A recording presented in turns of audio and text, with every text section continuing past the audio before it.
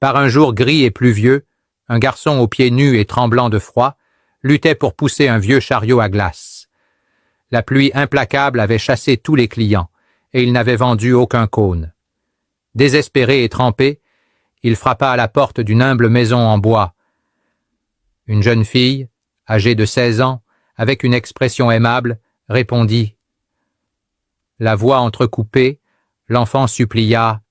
« S'il vous plaît, achetez-moi au moins une glace pour pouvoir boire un café chaud et me réchauffer. » La fille se tourna vers son père, qui se tenait juste derrière elle, et demanda avec compassion.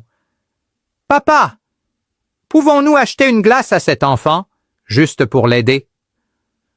Le père, avec une expression sérieuse, répondit sèchement. « Non, nous n'allons rien acheter. » En voyant la déception sur le visage de la fille et du garçon, il ajouta. « Nous ferons mieux. » Il a appelé l'enfant pour qu'il entre. Il lui a donné une couverture chaude pour le garder au chaud et une grande tasse de lait chaud et fumant. L'enfant, les yeux embués de larmes, a bu avec avidité le lait, ressentant la chaleur se répandre dans son corps.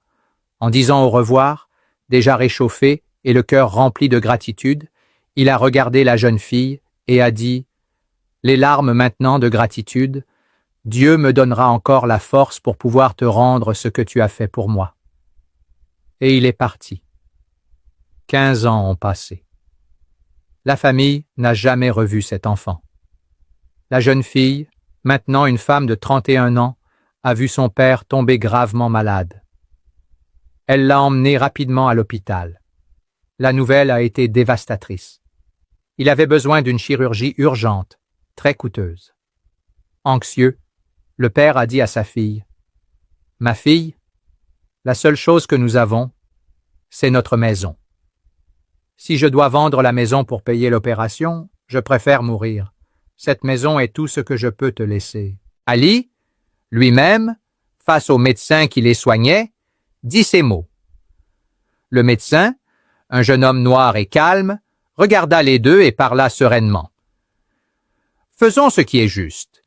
Nous opérons votre père et sauvons sa vie. Ensuite, nous verrons comment le paiement sera effectué. » L'intervention chirurgicale fut réalisée avec soin et fut un succès. Le père fut sauvé. Quelques jours plus tard, de retour à la maison, la fille, encore inquiète, demanda au médecin lors d'une visite de suivi « Docteur, et maintenant, comment allons-nous payer ?» Il répondit avec un sourire doux « Ne vous inquiétez pas. La facture arrivera chez vous avec des instructions sur la façon dont le paiement sera effectué. » Quelques jours plus tard, le facteur remit une enveloppe. La petite l'ouvrit et, en lisant ce qui était écrit, se mit à pleurer convulsivement. « Que se passe-t-il, ma fille? Pourquoi pleures-tu » demanda le père, effrayé. D'une voix tremblante, pleine d'émotion, il lut la lettre à haute voix. « La chirurgie de ton père a été payée il y a 15 ans, avec une couverture chaude et un verre de lait chaud. Dieu m'a donné le pouvoir de rendre cette faveur qui te semblait petite, mais qui a fait toute la différence pour moi. Que Dieu continue de bénir ta famille. Le médecin était le même garçon d'il y a 15 ans. Ne doute jamais.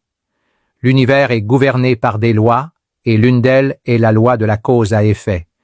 Tout ce que tu sèmes, tu le récolteras.